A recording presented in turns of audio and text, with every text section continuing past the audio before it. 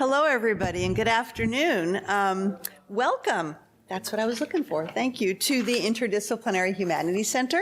My name is Susan Derwin. I'm the director of the IHC, and I'm delighted that you're all here today. For those of you who may not know, the IHC is the public face of humanities on the campus.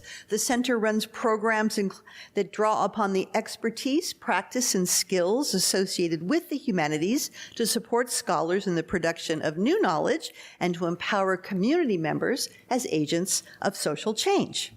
Before I introduce our speaker today, I would like to acknowledge the Chumash people, who are the custodians, the traditional custodians of the land upon which the Interdisciplinary Humanities Center is located.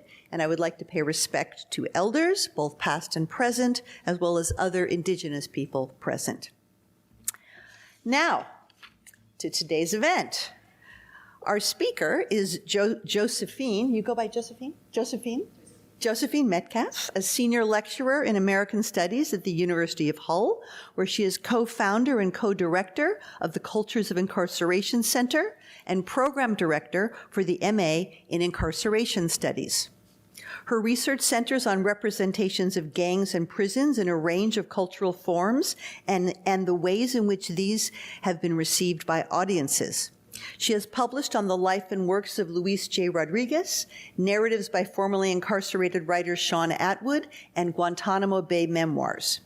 She recently wrote a foreword for an anniversary edition of Joseph Bethante's award-winning prison novel, Coventry, and she has co-edited a book of creative writing by incarcerated individuals entitled Hope Walks With Me.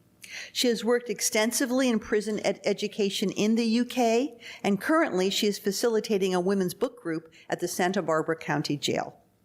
Jo is currently a visiting scholar at the Interdisciplinary Humanities Center, where she is working on an edited collection on Luis J. Rodríguez with Ben Olguín, who is the Robert and Lisa Erickson Presidential Chair in English and the director of the Global Latinidades Project. And it is my pleasure now to introduce Ben, who will say a few words about the collection he and Jo are co-editing, and then Jo will present her talk to us. Thank you.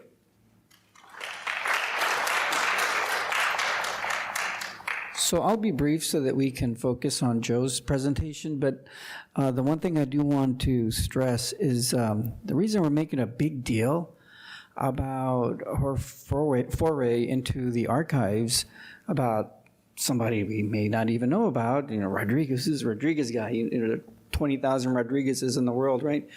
Why such a big deal about a guy who was a former heroin addict, incarcerated person, homeless for like 2, 3, 4 years, presently in recovery, confronting all his sexisms and all his male privileges. Why spend so much time focusing on him, right? Well, there are a lot of reasons, and we're exploring these in an anthology that is really Jo's idea. It's really her initiative. We had mutual friends. I think it was Joey Whitfield. I could be wrong. Put us in contact, and we were in London. I was in London with my wife, who's a faculty member here, Bernadette Andrea, and Jo set up a meeting, and we just talked about the intersecting work in prison studies. And she proposed this idea because she had already written about Luis Rodríguez. So she proposed, let's do an anthology. She's got 2 major anthologies already of essays that brought a lot of scholars to bear on neglected parts of the humanities, which is particularly culture in prison. So why Luis Rodríguez? Why focus an entire anthology on Luis Rodríguez? Because in looking at the margins and looking at culture at the margins, politics at the margins, we see how people negotiate various precarities, poverties and police violences and everything that one experiences at the bottom, in the margins.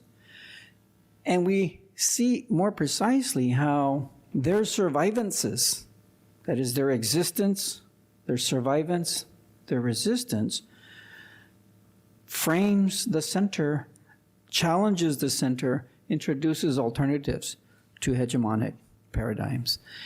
And more precisely, We are really driven by a sense that there is a dialectical relationship between the margins and the center.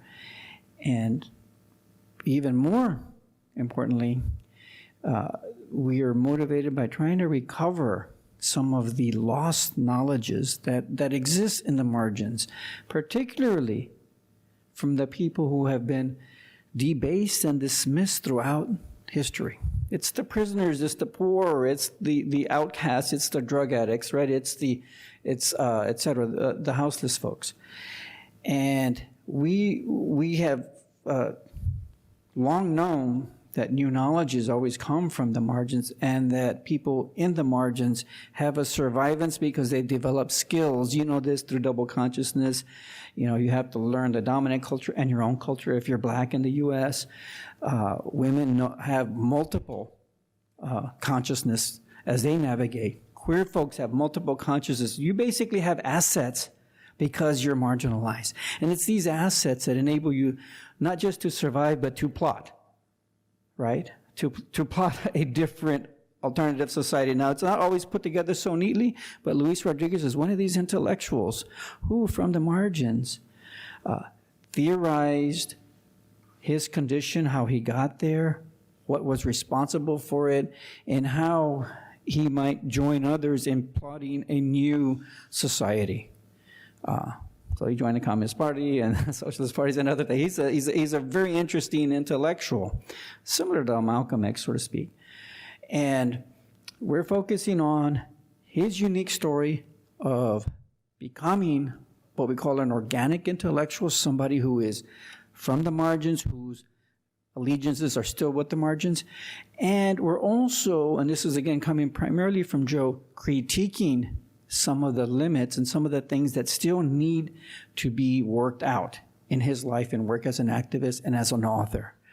So this anthology on a poet who was formerly incarcerated, etc., is a metacritical examination on a subject from the margins who could be your uncle, your brother, your father, your partner, so that we both appraise the wonderful things he's been able to do, but also critique those things that he's still got to work through. And in that way, we're participating in a broader dialogue by a whole bunch of different people in different sectors of society on how to navigate power relations in a capitalist society. So with that said, Jo will share her encounter with the archive, the personal papers of Luis Rodríguez, which happened to be at UCSB, and which Jo is here for, I believe, 6 months, 8 months, with Alex, to recover the unknown stories and to analyze them for us to learn and grow. So with that said, Jo.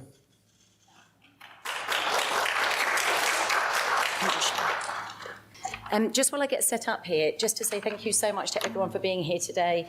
I'm particularly pleased to understand that we've got some students in the audience, both undergraduate and postgraduate, and that's really important to both Ben and myself in terms of this anthology that we're putting together. It's certainly done in part with the student community in mind, so it's great that we have got some students here. So just bear with me while I get set up here. You can probably guess that I'm going to begin with some brief thanks. Of course, thank you to Ben for being such a fantastic colleague to work with on this anthology. Never a dull meeting, Ben, never a dull meeting. Thank you to Professor Derwin, sincere thanks, and to everyone at the IHC for supporting me as a visiting scholar here at UCSB. And thank you, of course, to Erin for organising today's event. And Ben, maybe once this book is finally published, we can get Erin and Susan to invite us back to that decanted series, because I love that idea where you have your published book in one hand and a glass of wine in the other. I'm going to introduce that to my colleagues back home in England. And last but not least, my other word of thanks today does indeed go to Angel Diaz, who's with us today, who is the curator for these archives that I'm going to be talking about today.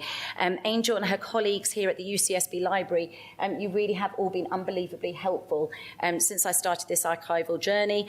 So thank you for making this journey easier, but also enjoyable as well. I really can't thank you enough for that. But then just by way of an introduction as well, I just wanted to say a word on the title of this talk. It calls you back and draws you in, the personal papers of Luis Rodríguez. There's a really interesting quote that I love from a chemistry professor. Chemistry, I know we're all in humanities, but a chemistry professor. And he wrote a journal article that he was talking about the title and the importance of a title, whether it's the title of a talk or the title of a journal article. And this chemistry professor, I'm so sorry, I can't remember his name, but he says that crafting a good title is like bending a straight line into a seamless connected circle. As you're going to hear today, the second memoir that was written by Luis Rodríguez was in fact called It Calls You Back, which feeds indeed into this title that I'm using for this talk. But the title of this talk could just as easily perhaps have been worked to reference the politics of the archive, or like Ben said, reimagining the archive, confronting the archive, making choices in the archive. And the reason why I flagged this up front then is because I think it speaks to this idea that there's no set formula for how we as individuals engage with an archive. There's no set formula for how undergraduate students, postgraduate students, librarians, faculty members, members of the public, how we all engage with archival material. There's no title that could perhaps encapsulate the individual experience that any one of us or all of us together might have when we work with an archive and what we take away from it. So as this title then suggests, it's specifically about Rodríguez's collection, what we can learn about his life, but it's also about my own experiences of being drawn in by this archive, but I appreciate that might not be everyone's experience, okay? I'm going to raise some general points as well about archival work and scholars who work in this field. So I hope this title does speak to all three of those things in some way. And I don't know if it's quite the seamless circle that chemistry professor wanted, but we'll see.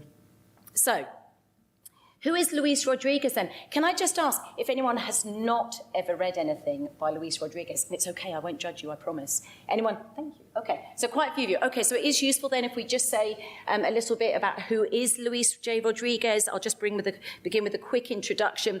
He's an award-winning Chicano memoirist, novelist, poet, children's author, journalist, and activist. His first book of poetry was published in 1989, but it really was his memoir of gang life, the one that came out in 1993, called Always Running. It came out in the aftermath of the LA riots.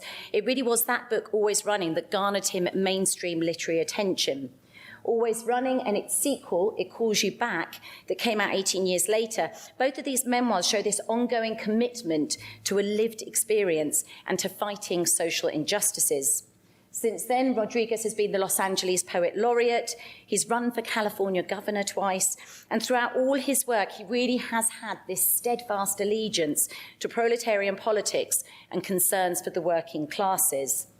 Now, Luis's papers then were relatively recently acquired by the Special Research Collections, the SRC, here at the University of California, Santa Barbara. And I think Ben will agree with me, this really is a massive deal. You know, it really is very, very significant for the UCSB library, but also the UCSB community as a whole as well. You know, this idea you've now got this everlasting relationship with Luis.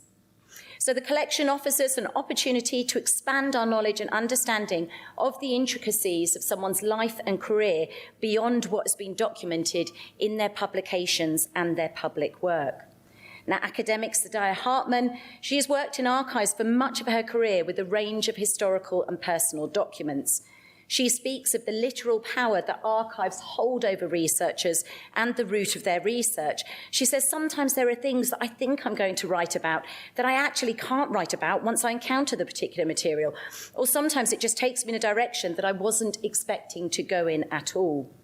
So this quote then flags both the excitement and the frustration that often comes for us working in an archive or working with any form of documented or collated materials. As for Sadia Hartman, Rodríguez's papers have been exciting and frustrating in equal measure as we put together this anthology on the subject at the heart of these archives. But as I'm going to try and contend in this talk today, these personal papers serve further purpose. They expose the complexities and tensions at stake for both the researcher and the archivist when we try to compile collections for someone who is certainly a literary figure, but also an activist, the director of a non-profit education or non-profit organisation, someone who's a politician, an educator, and many more things as well. And I think, put simply there, Rodríguez himself is very difficult to kind of pigeonhole into any particular humanities category, and that certainly makes his archives a little bit more complicated then. And I really feel as if I could spend an infinite amount of time in this collection and still never tease out any of the potential connections between all those different connections in Rodríguez's life, or possibly absorb every little detail. Nonetheless, what I have processed thus far is important for three key new insights. Firstly, it highlights that the Rodríguez narrative begins way before his mainstream success with the publication of Always Running. That was the memoir that came out in '93. Secondly, it reveals that Rodríguez has even more of a revolutionary mindset than has traditionally been recognised, and that his revolutionary outlook has been there and active since the beginning of his career. And again, though those two memoirs tell us about his revolutionary mindset, he very much is the actual evidence of that. Thirdly, despite being a relatively high-profile figure on account of his forays into public life, as well as his literary success, the archive illustrates that much of the Rodríguez narrative has in fact taken place in previously private spaces. With that in mind, what I want to do in this talk today is to firstly offer an overview of what the collection entails, and I do hope some of you may then engage with the collection. I also want to talk about how it came to be before considering one noteworthy aspect of Rodríguez's archives, his letters, and that includes his correspondence with prisoners as well, and some particular communication or correspondence he had with his family that took place around the time of the publication of his second memoir, It Calls You Back. So let's talk about the arrival of Rodríguez's materials here at UCSB. And I hear you complaining already. I went to a talk today and all she did was show me a picture of a box. But bear with me here. So these are the very boxes that are used by Angel and her colleagues in the archives, okay? Statistic for you, each one of these boxes is approximately 12 inches by 15 inches by 10 inches. So I'm saying they're pretty substantial, okay? They're decent-sized boxes. Take a guess for me. How many of those boxes do you think landed on the doorstep of the library? Susan, take a guess for me. Any number. 13. Anyone want to go higher or lower over this side? Erin, higher or lower? One box? How many do you think? 30. Ben, you're not allowed to answer. Any guesses over this side? How many boxes? 200. Gentleman over this side wins. We're talking around 250 boxes in the original collection, and I understand that there's another 30 that are possibly on their way as well. So 250 of these boxes arrived here as part of that Rodríguez collection. So we really anticipated from the outset that there really would be a wide range of materials that would probably both excite and frustrate me. So Nancy Cool, an archivist at Yale's Manuscript Library, she reminds us that a literary archive may be governed in different ways. She says the shape of a writer's papers is very often determined purposefully or accidentally by the writer. In many cases, a writer's archive is made up of what she chooses to or is able to save. Some writers save all their notes, their drafts, clippings, all their letters and so on.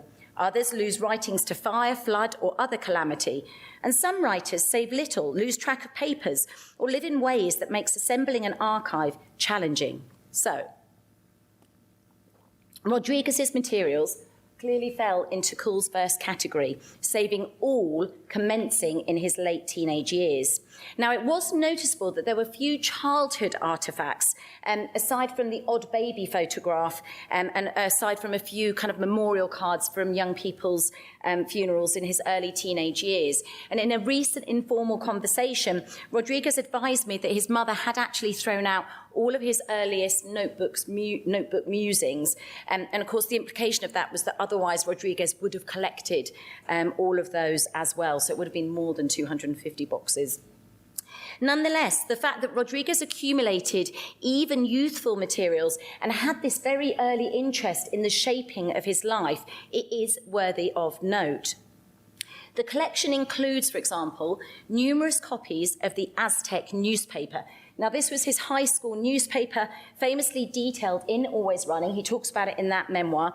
And there's copies of this newspaper. There's around 50 copies, I think, from 1970 through to 1973. Some of these editions feature his own journalistic writings. He's listed as an author of some of those pieces of journalism in the newspaper, but not all of them.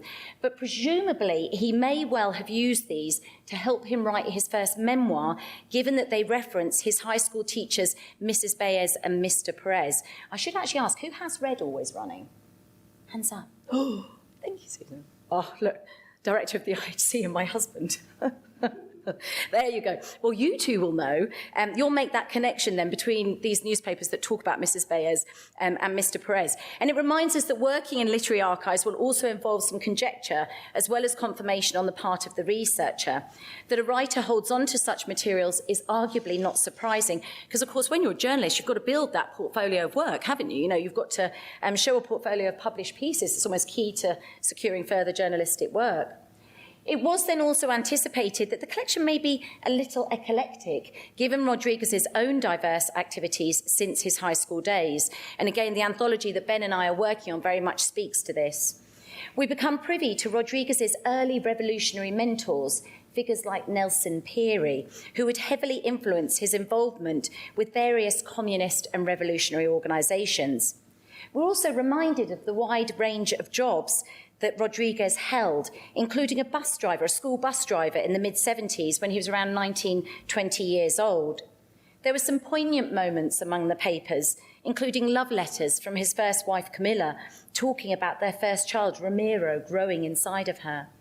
Though Rodríguez is often associated as an LA-based author in both content and context, the papers actually remind us that many of his formative years as an author were spent in Chicago. There's newspapers and magazines that detail his involvement with the legendary poetry slam scene in the Windy City, and his activities pre-1993 are exhaustive. There's notes showing the editing of the People's Tribune, which was a communist newspaper in the late 1980s. There's papers about him travelling to Nicaragua to support the Sandinistas, organising the 1990 Hispanic Literary Fair and a trip to Paris in the same year. Post-1993, there's the ongoing saga over bringing the movie script for Always Running to fruition. And there's unwavering commitments to groups that Rodríguez helped to establish. And these are groups such as the YSS, the Youth Struggling for Survival. And my other favourite was Rock'n'Roll as well, an organisation that he established. There's book manuscripts that didn't get published. There's many details from his 10-week residency that took place in North Carolina. And there's evidence of a surprisingly heavy editing process, for his collection of short stories, The Republic of East LA. Now, this broad time frame is regularly underscored by the form of the materials, and by that I mean that there's these kind of faded, crumbling newspapers, and then at the other end of the scale, we've got lots and lots of printed emails, even printed Facebook pages as well. But all of these materials then help us open up understandings of his life. Along these lines, I certainly experienced several excitable moments in the Rodríguez boxes as I realised what I was reading. In most of these instances, their excitement did not lay in challenging or changing things, but rather in simply corroborating what we already know. So, for example, one box contained numerous rejection letters that Rodríguez details again in that memoir, Always Running, while another box showed it retained his Quinto Sol award letter, again a turning point in his autobiographical narrative. It was almost as if, investing so much time and energy into the subject of an anthology, I was almost relieved to know that his story was then verified. Given that It Calls You Back, his second memoir, as well as his fictions such as Music of the Mill, is preoccupied with detailing his experiences in blue-collar industry, documents then such as his layoff card from the Bethlehem steel mill were similarly affirming. Such findings were all the more thrilling given that I was the first person to go through some of these boxes. As scholar Elvia Bezira notes, I cannot deny the glee with which I've delved into archival material and supervised its organisation before it is made available for consultation. And it's not that I supervised its organisation, but certainly I love that description of her glee at touching things before the archivist. I occasionally had to ask a staff member to open an unopened envelope for me, because you weren't actually allowed to do it yourself.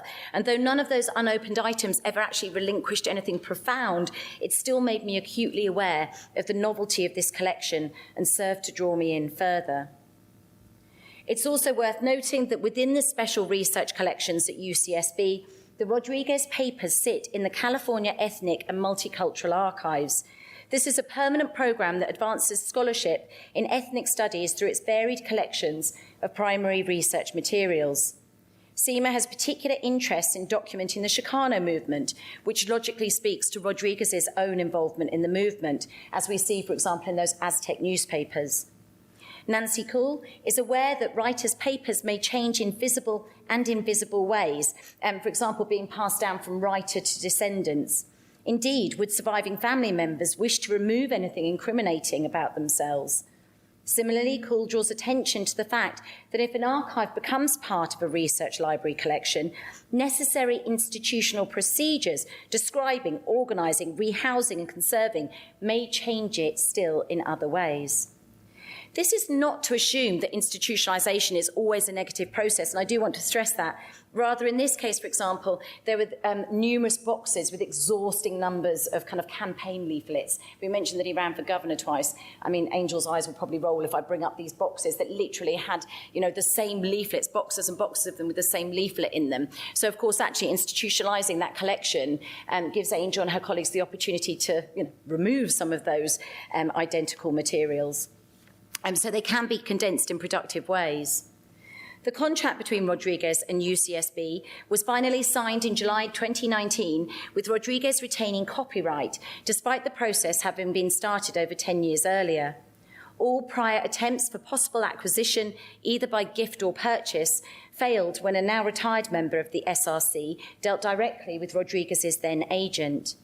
As the agreement came to fruition finally, the staff lead put in a big-ticket request to the library for the funding, supported by letters of references from faculty members. And I flagged this up because it reminds us that the archivist and scholar, the faculty member, can indeed complement one another. While I was initially sceptical that the process could be so stretched, in fact, it is deemed to be quite common. Often repositories will begin conversations with donors to ask them to consider making a donation, or in this case, a sale, but the materials do not get transferred for some time. This may be because the donor is not ready to part with materials, they may still use the materials, or they may wish to spend time organising the materials. There's no palpable reason for the delay in the case of Rodríguez, though papers revealed that his agent, or his then agent, was determined to secure financial stability elsewhere. So, for example, we see documents that suggest that his agent, his literary agent, was very keen to get as much money as possible for some of his book sales. Presumably, the agent had likewise lucrative intentions when it came to Rodríguez's archives and was ready to prolong the sale to this end. Nonetheless, this protracted process is interesting and important for two reasons. Firstly, does this speak then to why it was notable that Rodríguez started to print even his email correspondence? We could argue that he was beginning to prepare an archive on the basis that it would indeed happen once his agent was satisfied. And by comparison, I understand that it's often very difficult to get digital access to closed online email archives. Secondly, this suggests that Rodríguez had been identified as an important subject for archiving even prior to the publication of It Calls You Back, even prior to his stint as LA Poet Laureate, or even prior to his runs for California governor. It is worth mentioning that Stanford University originally rejected Rodríguez's papers before they were purchased by UCSB. This is arguably surprising given Rodríguez's stature.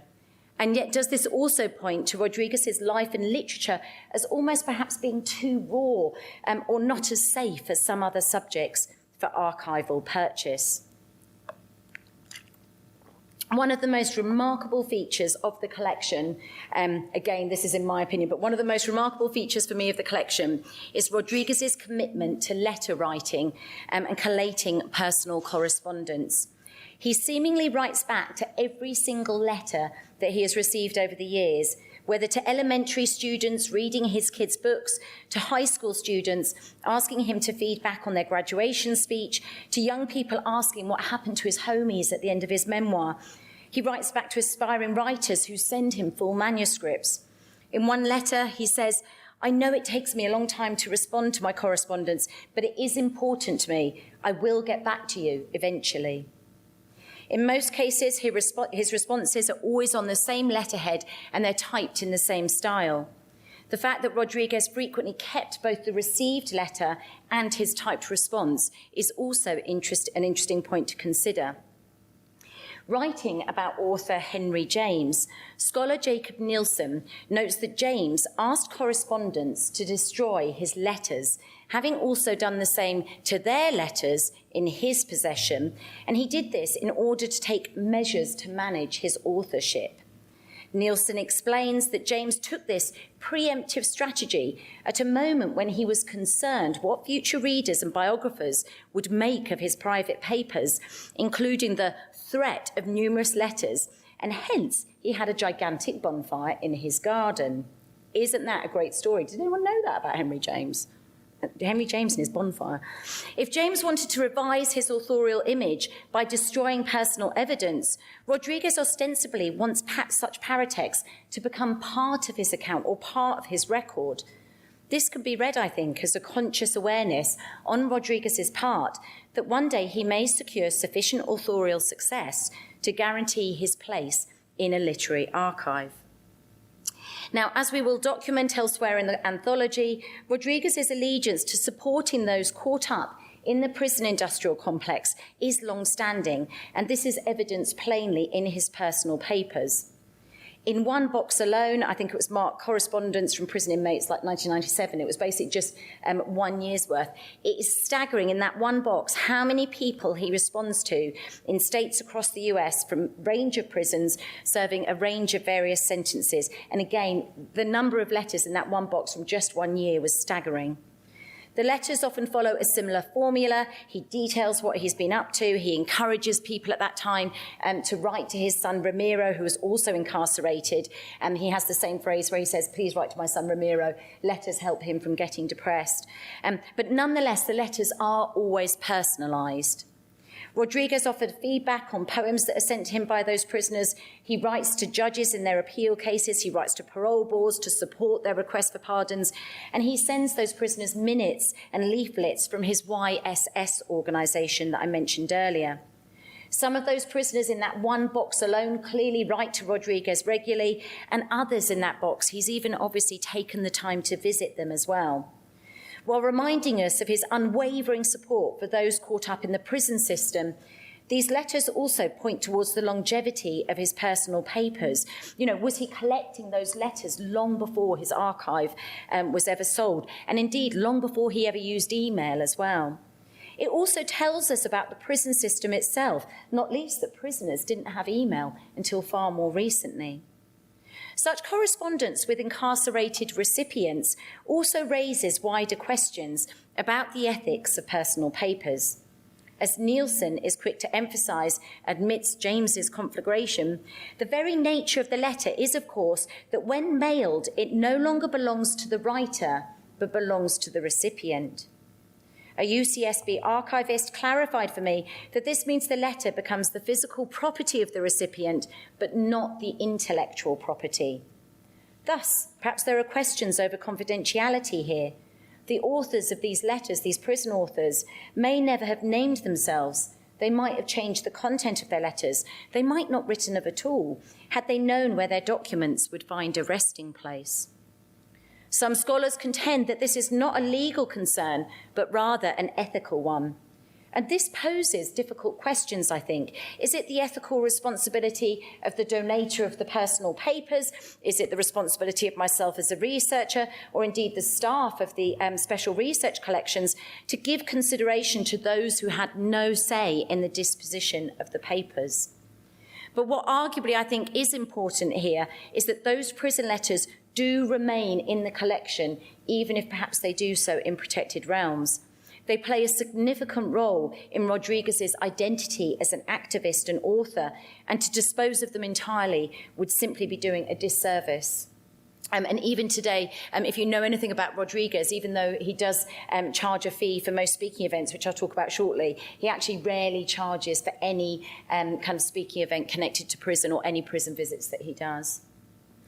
Now, while the sheer quantity of prison correspondence was impressive, the letters between Rodríguez and his son Ramiro, while the latter was incarcerated, were at times heartrending. Again, the significance of these items is manifold. They verify what we know about Ramiro from Always Running and from It Calls You Back. And it verifies what we know about Ramiro from elsewhere in Rodríguez's literary portfolio. But it also points to what we can learn about the prison system at a particular moment in history.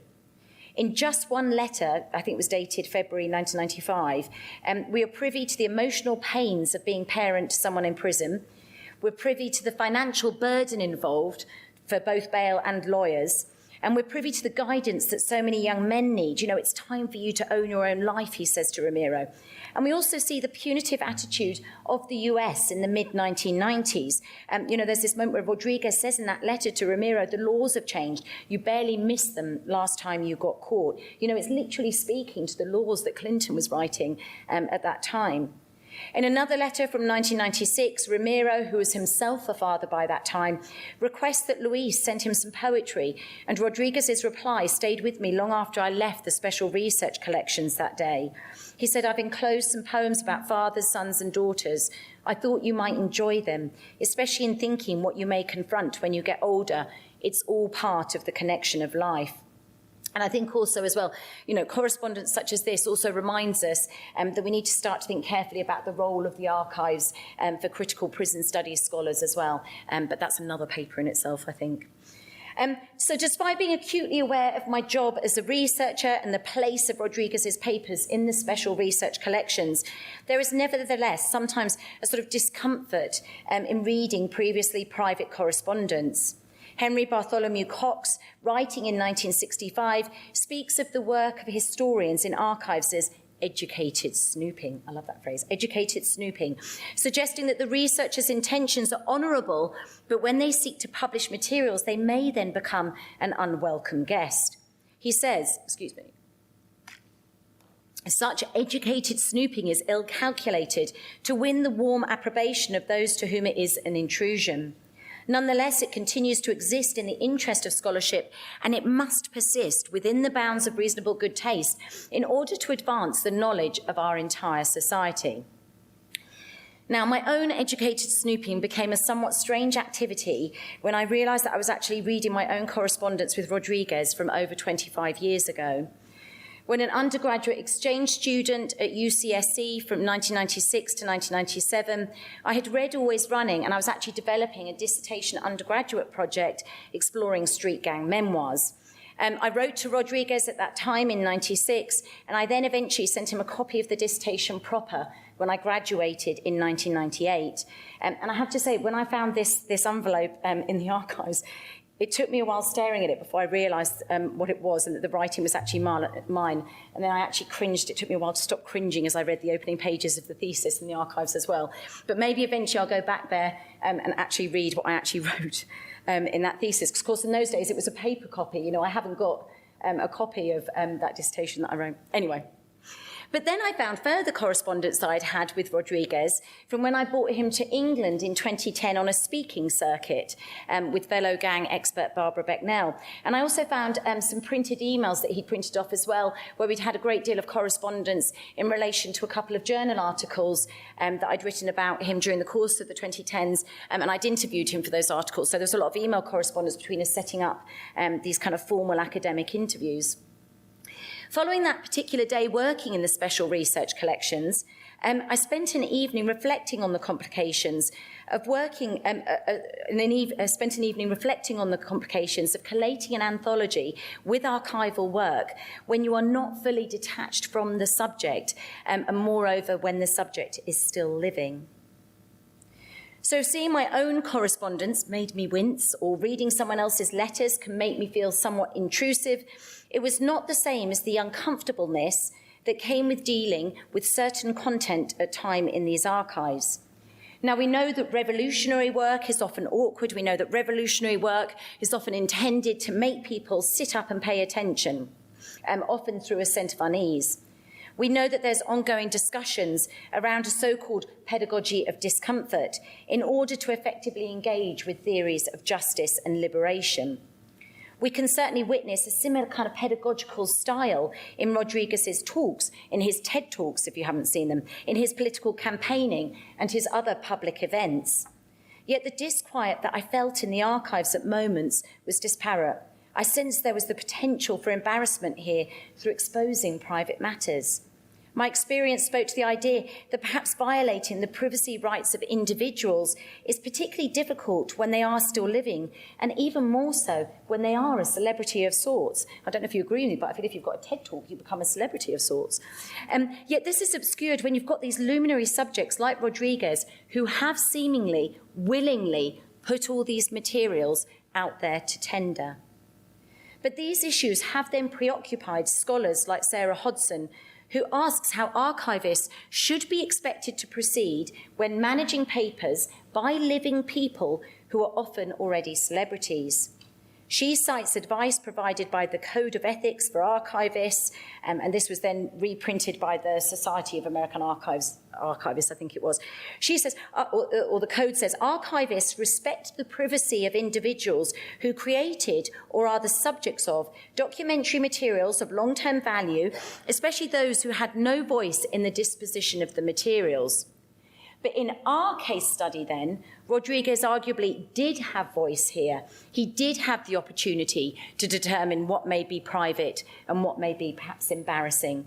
Moreover, we need to bear in mind that the individual researcher may bring their own sets of regulations as to what they determine is private or clandestine.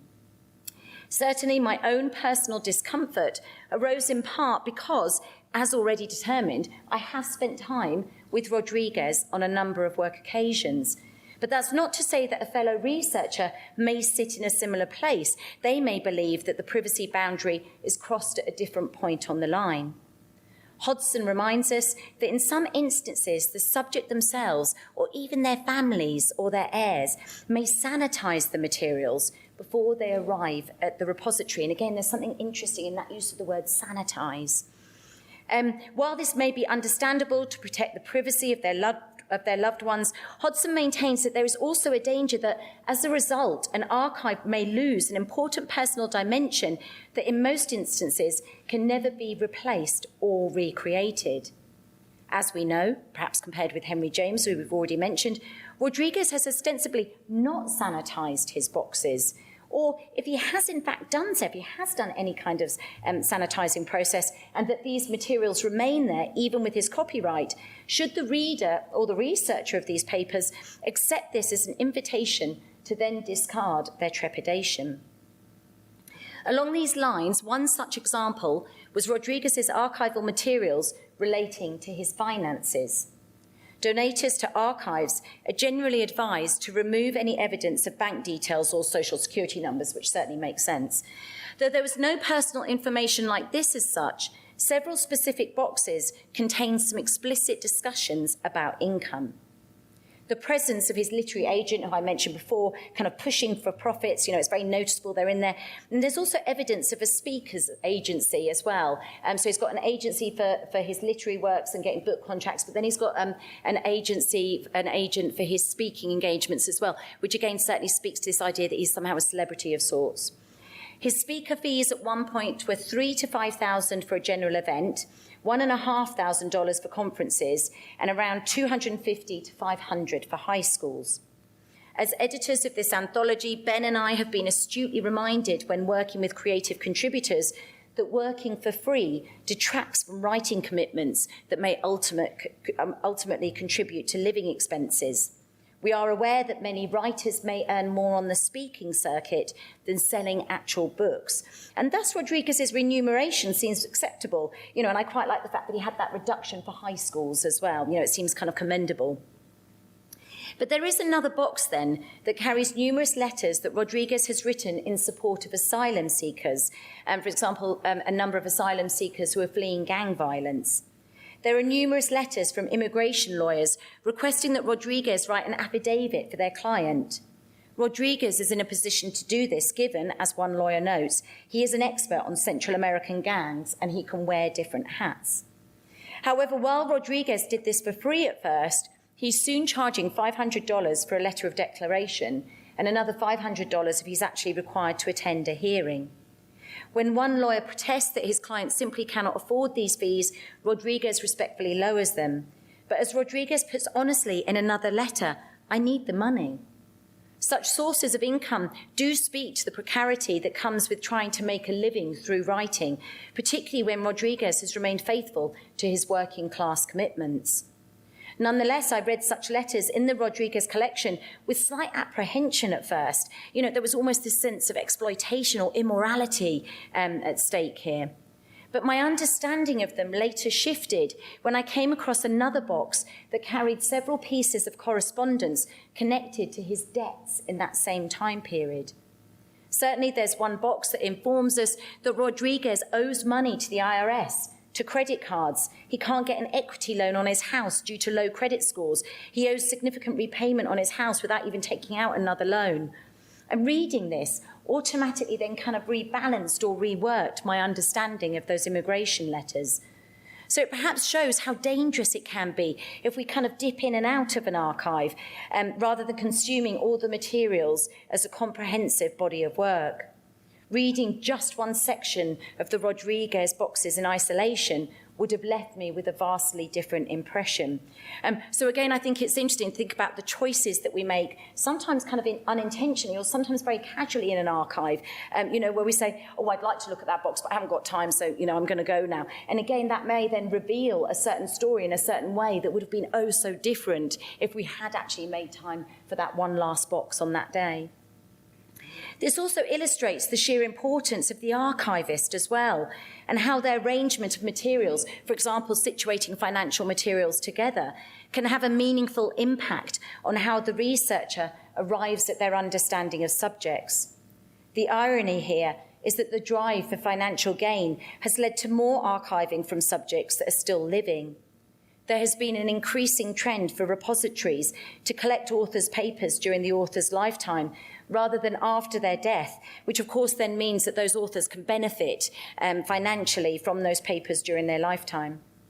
As institutions have become ever more competitive in securing literary archives, personal papers have been purchased ever earlier, and this trend in turn increases the likelihood that collections will contain those private and sensitive documents.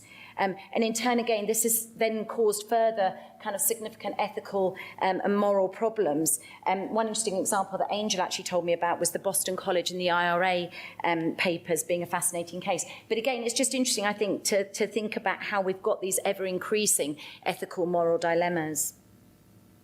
Elsewhere, there were interesting questions about privacy and sensitivity that were again drawn into question. Another box spoke to the content of Rodríguez's second memoir, It Calls You Back, in which Rodríguez cites that he knew discussing his father as a paedophile would cause problems for the family. Now, the memoir itself reads, I'm sure many of them would prefer that this story, about our father never be shared. At first glance, Rodríguez's email to a family member in the aftermath of the publication of It Calls You Back corroborates what we can actually read in the memoir itself. He says, I understand your anger. My aim is not to hurt or disparage the family or Dad. I've already forgiven Dad. I don't harbour any hate towards him, but I won't let him off the hook either. Perhaps the level of surprise in Rodríguez's archives is reduced given his two memoirs detailing a significant portion of his life events and experiences.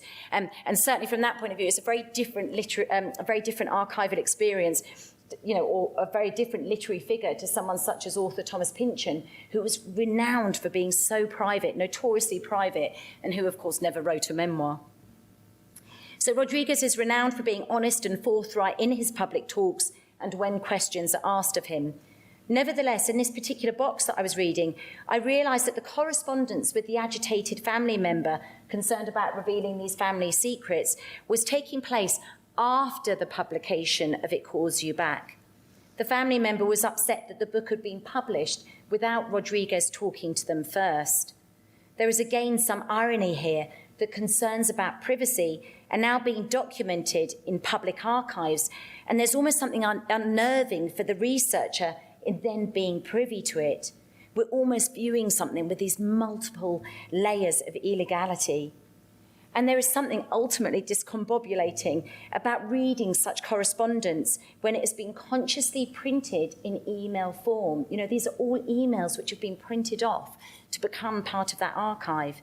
So there's layers of gazes and commodifications at stake here, all of which somehow become complicit. So it is complicated, but I hope I've managed what I set out to do, to offer you a taste of what is available in the Rodríguez collection thus far, as well as showcasing its importance and its relevance. The Rodríguez papers can help us to understand the life and legacy of the author himself, but also to understand American history and society at the times of his documents. They also remind us that a person's public persona or public narrative may often be similar or indeed dissimilar to what takes place in private, arguably authenticating the subject and making them a valid source for understanding wider society. Yet the Rodríguez papers also hold importance in being a potentially interesting collection for contributing to discussions of the archivists and librarians who seek to process such materials for the benefit of both the researchers and the wider public. While archival research has underpinned much of Saidiya Hartman's work, we spoke about Hartman at the start of this talk, it is not to say that it is a straightforward process. Rather, Hartman contends that it's really difficult and exciting about being in a place that you don't know because you're absolutely disoriented.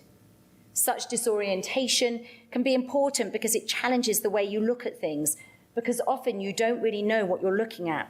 You're trying to figure out the clues. And I think the word disorientating seems apt to engage as I deliberate on my time in the Rodríguez archives.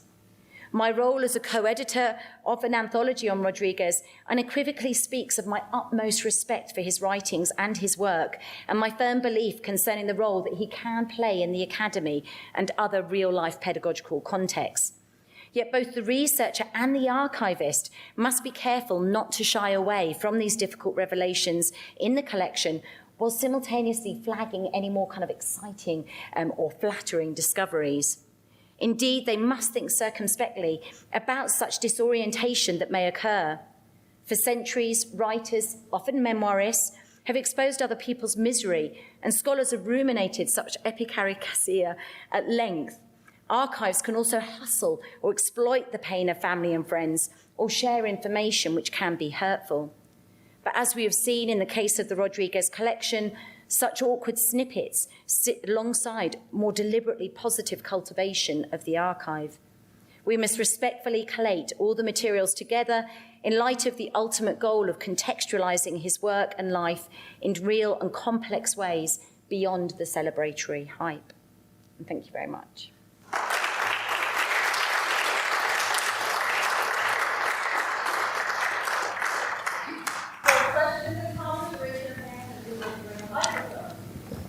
Can I just stress that we'd love comments as well, because this is part of a chapter for the anthology that is still very much a work in progress. So we would absolutely welcome any feedback on the work that we're doing as well.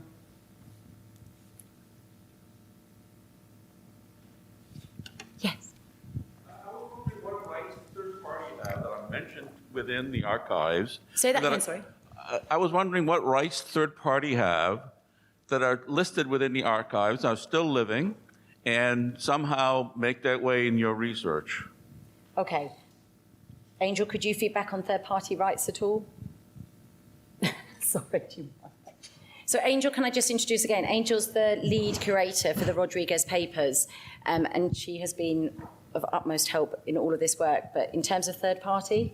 So you mean like folks that have written him letters? They've written letters or are mentioned in somehow in his collections or in materials that he has collected. So to get very technical, so Luis Rodríguez has the physical property rights. He owns those things. He can do with them what he wants. So he did send them to us.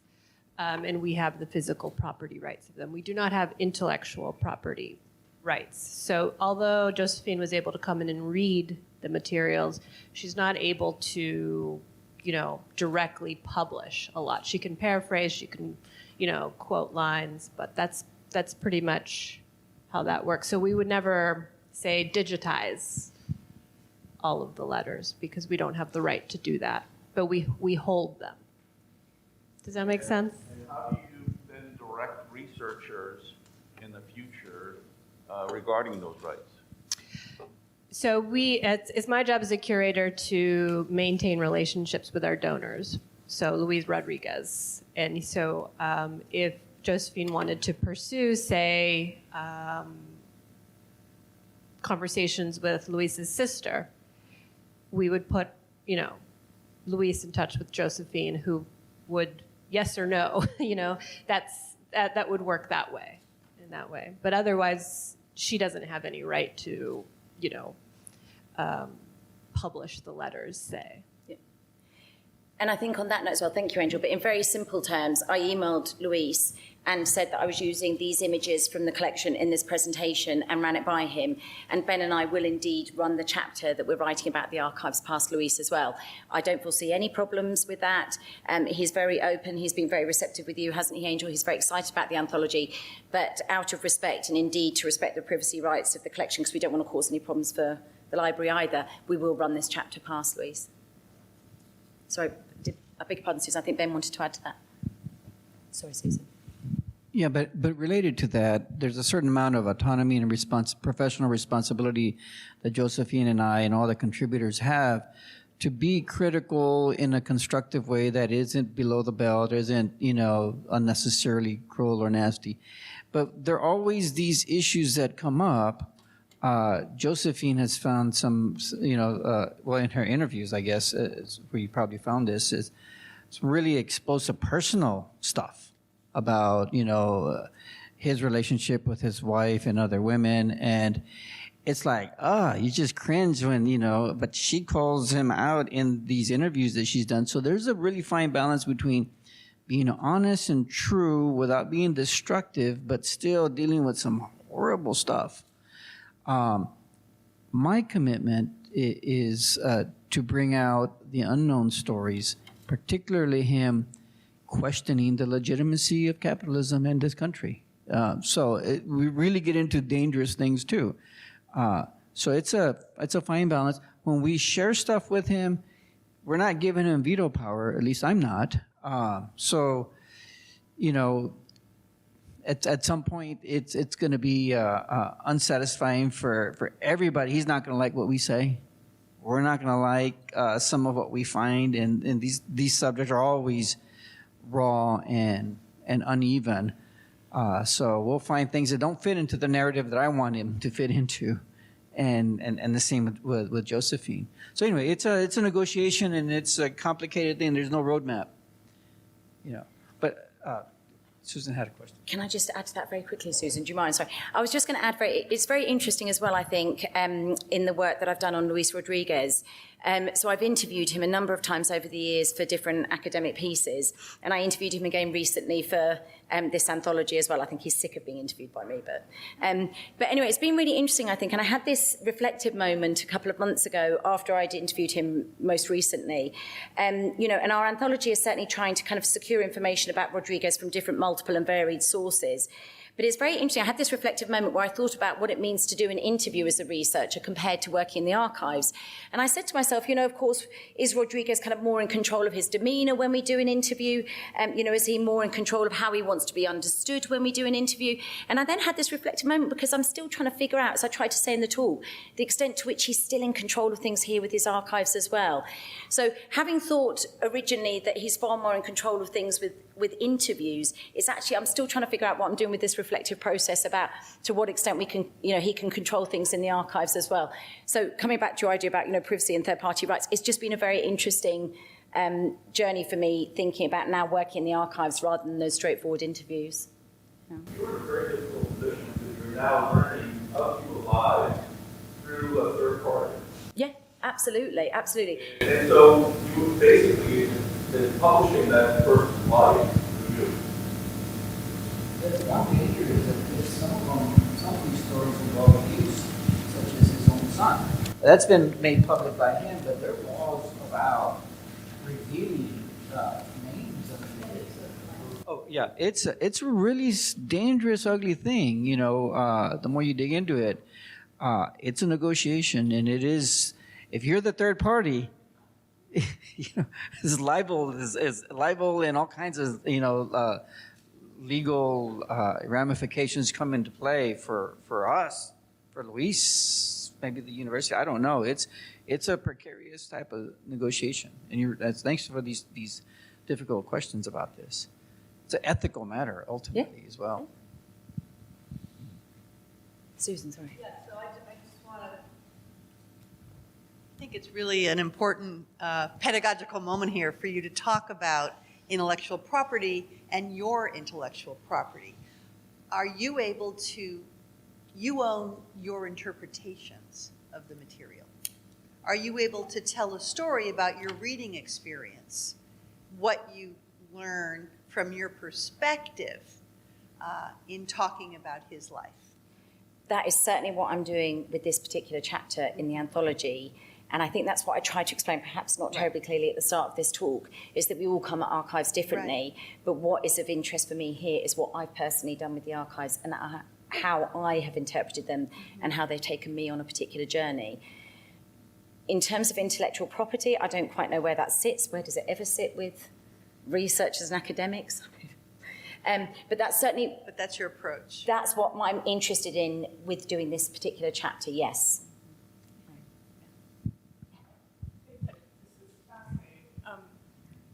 I just want to be clear that I understand. Everything that UCSB has now is print. Nothing is digital from Rodríguez. Yeah. So the conversation could be very different if, for instance, you had access to electronic versions of his email. I take it. That would put you in a different position with respect to him and whoever it is that he was in an email conversation with respect to you. Correct? That changes some of, I think what I'm hearing here is that changes some of the intellectual property law as well, if you're engaging with this material digitally rather than in print. So I have to say that I'm not an expert in born digital materials, as they're called. Yeah, right. There's been a lot of debates, I do know, kind of among archival scholars, and there's been a lot of discussions about how previously there's been tensions between kind of the archivist and the researcher. And I know, and again, Angel could probably speak to this better than I can, there's a lot of ongoing discussions about how born digital materials and the use of emails and what we do with them and who, you know, can actually be a way of bringing together the archivist and the researcher rather than kind of sitting, not in competition with one another, but, you know, doing different things and not quite understanding what one another is doing. I've read about, you know, born digital might be an opportunity for us to do that. But yes, Angel, have you worked with born digital collections before? Insofar as, yes, everything, all the ones we have from Rodríguez are printed. He hasn't given... That's what I was saying earlier, absolutely. So he's decided what will be printed off and what wouldn't be. Whereas Angel may have worked with Born Digital Archives where you literally get access. There's the famous one, I can't think who it is, the author at Texas, where you can literally access all their emails. Sorry, Angel. I don't remember the one at Texas, but yes, I mean, you could think about anyone's papers or collections as being curated in some way, right? When you have correspondence, it's between multiple people and it's going back and forth, and you may only receive one side of the letters. So that's also one way to think about it. With email, there's many different ways that one could receive email. Printouts is one. You can download PDFs, and some people do just, you know, hand over their computers, and that makes a whole lot available, including materials that have been deleted that are still there. Yeah. So it's a can of worms either way. Can of worms, yeah. But you're right, though, I think it's very interesting to see this idea, not just that he printed all the emails off. He obviously knew it was going to go into an archive eventually. He started collecting all the emails, but absolutely which ones he chose to print off. Yeah. Go ahead. Well, I'm not very familiar with like anthology or like archival work, but I was just wondering, you talked about like ethics. So would you say like yourself or like people in your field, do you when you come into this work, do you like discuss power dynamics or like privilege, especially if you're coming into like the voice of like a marginalized community or marginalized like perspectives? Absolutely, and I think that's been another very interesting moment of reflection for me. I actually hadn't worked in archives before this project, but absolutely there's something, certainly a need of the researcher to be very, very conscious about what we do with these materials and how we treat them, absolutely without hesitation. And I spoke earlier about SEMA as the collection where this sits. I think there's been, or I understand there's been wider discussions in Chicano studies more widely about the role of the archive and, you know, telling voices and power dynamics in whose voices are spoken. Absolutely, I think that's a key part. And again, I hope that Ben and I can do that respectfully as part of the anthology. But I think that's certainly been part of my reflective moment working in these archives as well. So that doesn't really answer your question at length, but yes, I am very aware of that, I think. Thank you. Why don't we continue over wine and cheese? I'd love to do that. The library. So I would love to do that. To enjoy the conversation. Thanks so much. No, thank you. Thank you so much for having me.